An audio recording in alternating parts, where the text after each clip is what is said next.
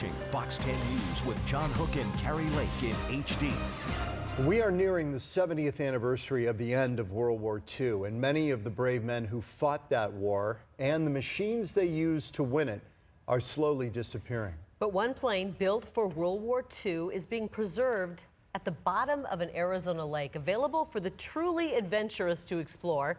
Troy Hayden made that dive recently. He joins us live. You are truly adventurous. Do you have to be a little crazy to do this too? No, but you got to be willing to go for it. And I have to say, this is one of the most challenging and interesting dives I've ever done. It was at Lake Mead, which is just outside Las Vegas, where one of the most famous planes ever built for the U.S. military is resting there on the bottom.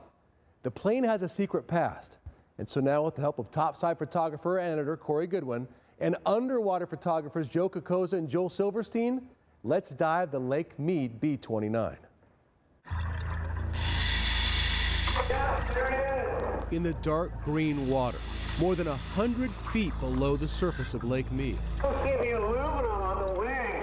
History sits in the silt, preserved for nearly 70 years, super secret for decades, and seen by very few. Where the engines were just ripped off the wing of the plane at impact. The B-29 bomber was the most advanced built for the U.S. military during World War II, flying higher and further than any bomber of its time. It dropped the atomic bomb on Japan, and when the war ended, one B-29 was converted to test guidance systems for early nuclear missiles. In 1948, that B-29 was flying low over Lake Mead. The pilots lost depth perception, and as this National Park Service animation shows, the plane hit the water at more than 200 miles an hour. 3 of its 4 engines were torn off, and the plane sank to the bottom, sitting upright. The crew survived, but because of the nature of the mission, the crash was kept secret for 50 years. Now we're going to drop down, transverse across about 87 to 90 feet to the first block here. Joel Silverstein owns Tech Diving Limited. His is the only diving outfit permitted to dive on the B-29 site. The aluminum fuselage hadn't had a chance to get destroyed by salt water, and that's why this plane is intact. You go to any of the areas where planes have crashed in the ocean, you'll find that they are pretty much deteriorated within 10 to 15 years. It's a great dive, but not an easy one. Because we're going to be so deep for so long exploring that plane, we're forced to breathe different gases on our way back up. It's called decompression, to avoid getting the bends, which in extreme cases can be fatal. All right. You can see the extra tank I'm carrying under my left arm. One of 3 gases we'll breathe on this dive. All right, into the water. We descend down a mussel-encrusted rope tied to a huge concrete block on the bottom.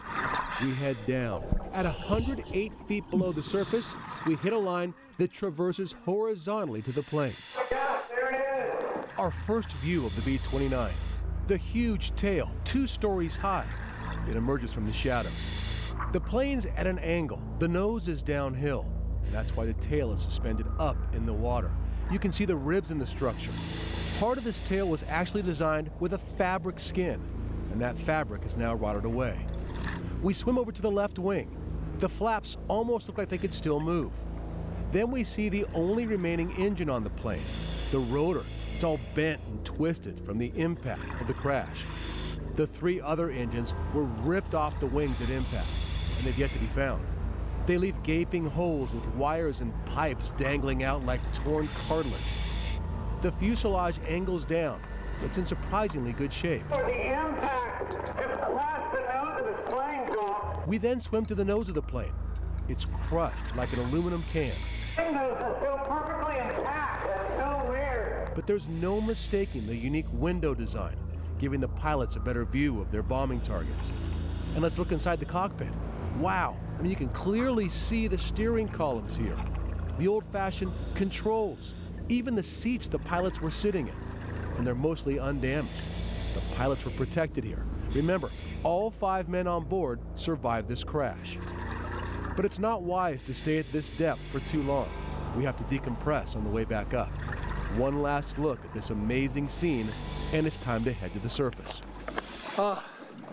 It's so huge. Being up next to that tail, isn't it? That's where you really get the aspect of how big it is when you see the tail section. It just comes out of nowhere, and all of a sudden, just this massive tail's next to you. Been down here since 1948.